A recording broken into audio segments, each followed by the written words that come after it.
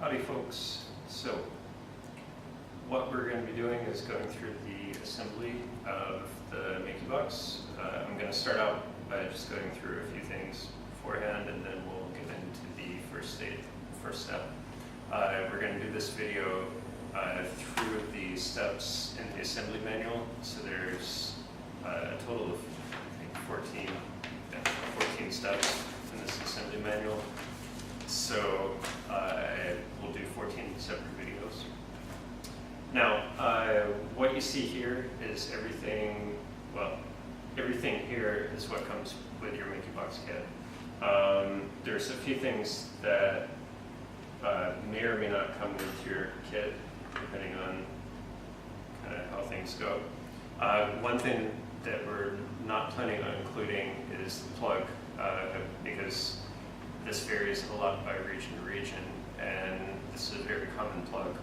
So basically, just pick, if you don't have one of these, this is the standard computer plug or kettle plug, as a lot of people call it. We figured most people will have one of these sitting around. If you don't, it's pretty inexpensive to pick up. So instead of offering a half a kilo, we will do 1 full kilo of material, instead doing a plug, which is actually a better deal for you guys. Okay, so be sure to pick up a plug. USB cables, as far as I know of, we will be including a USB cable, but at the same time, we're probably going to include a relatively short one. If you want a longer one, it's just a standard micro SD. As far as tools, we will be including 2 Allen wrenches. They're the right size, that are the only tools that you technically need to do the assembly. However, we recommend picking up a pair of needle nose pliers of some sort, and then also some basically wire clippers or plastic cutters. Both of them come in handy during the build, but not completely required. Another simple thing that would be good to have for the build, just some sort of small cup. So these M4 10mm screws are used pretty much everywhere, and it will make your life a lot easier if you put them out in a small cup instead of having it in a small bag. And you may also want to do the same thing for the other screws. It just makes it easier to find them if they're not just in the bag. Okay, so I'm going to set the filament aside for now. Don't need that for the build. Let's see, is there any other preparation work? I think that's pretty much it. Oh, for the final part of the build, you may want either wire ties, zip ties, something like that. We'll probably include a few extra of these, but these are one-time use type of bits, so you may prefer some other type of fastener that, you know, for cleaning up your build. Okay, so let's move on to step 1. Okay, so assembly manual, if you unfold it, you should find step 1 right there. And then if you pick up your component manual, first page should be step 1. So step 1 in the instruction manual, basically find the motor that has the shortest shaft on it. That's the Z motor. And then, one note, the final production parts will not be these colors. They should be kind of a light gray, just in case you're looking at this and trying to sort things out by color. So let's start by grabbing that there.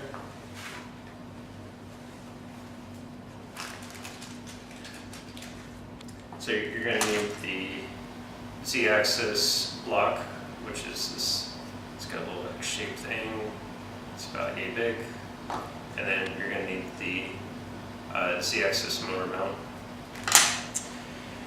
And then you're also going to want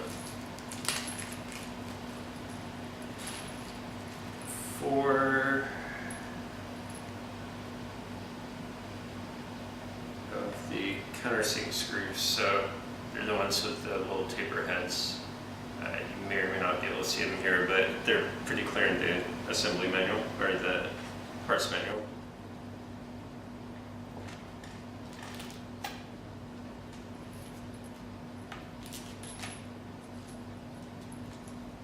And I need these guys, which are the sides for the Z-axis. Set those away.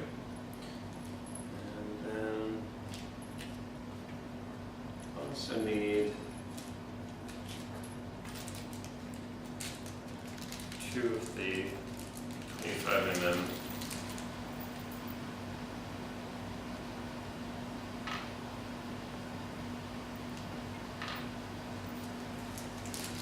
and 4 screws.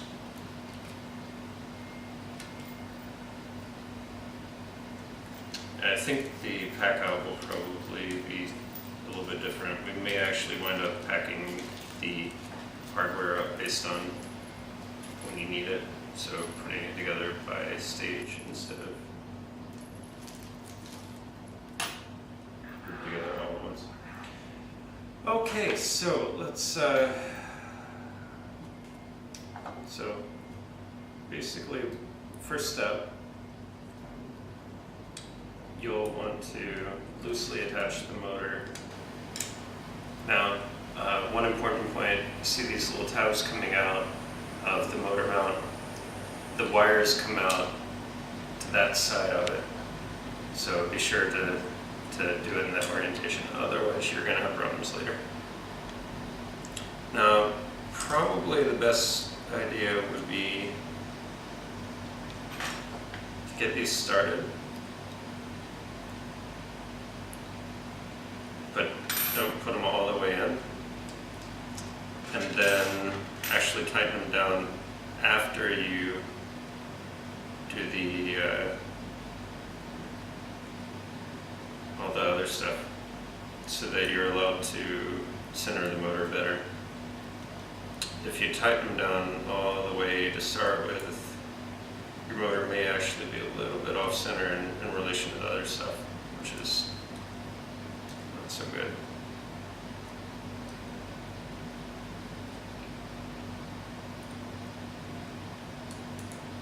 So I'm leaving it a little bit loose right now.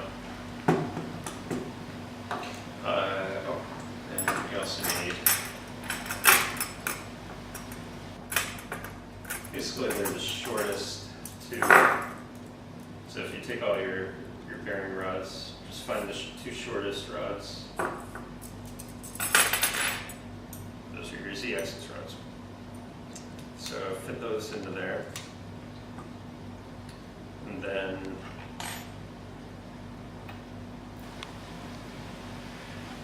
these 2 screws go into the side that does not have the stuff sticking out.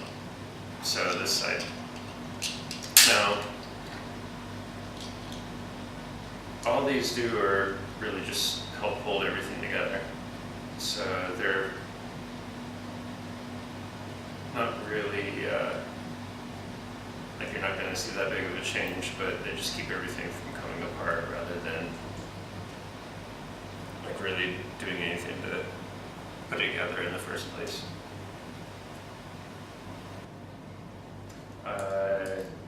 Gently tighten these down. I wouldn't snug them down too hard. And then you'll see that there's one part that has a little tab sticking out. That tab goes nearest the tabs sticking out from the motor mount. And then carefully thread this on. It may take a little bit to get it started. And then once you get the 2 bearing rods started, bring in the block by using the screw. Now, like I said, you might want to leave the motor not too tight, and then at this point go back in and tighten the screws down.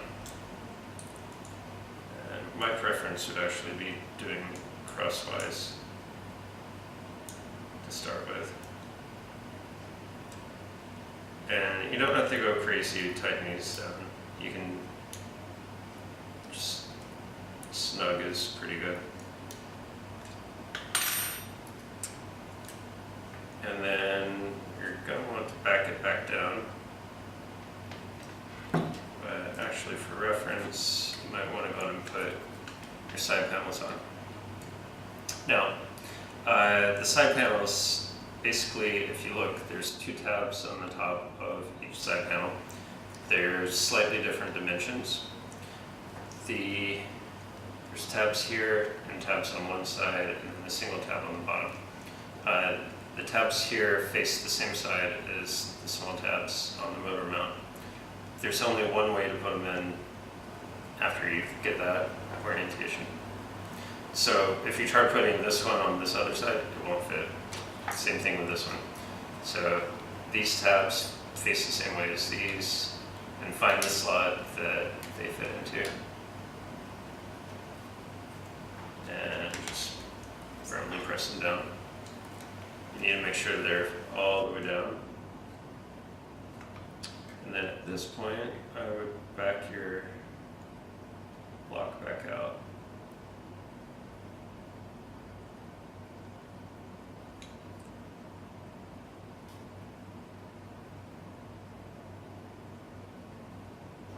Which will probably wind up pulling out your bearing rods. You can just keep on pushing them back in every once in a while. And then what you want to do is get it down to where these holes line up with these holes.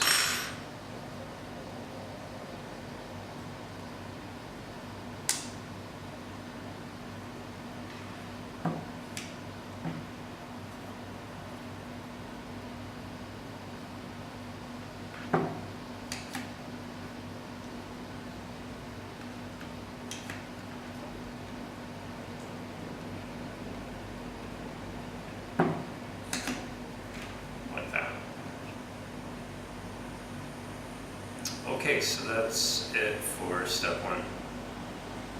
So, important points. Wires go in this direction. The tabs on these features are on the same side as this. And then the screws, don't tighten them all the way. Use the block and the rods to get everything aligned, and then tighten them up. And you don't need to go crazy over tightening. Okay. So let's go into step two.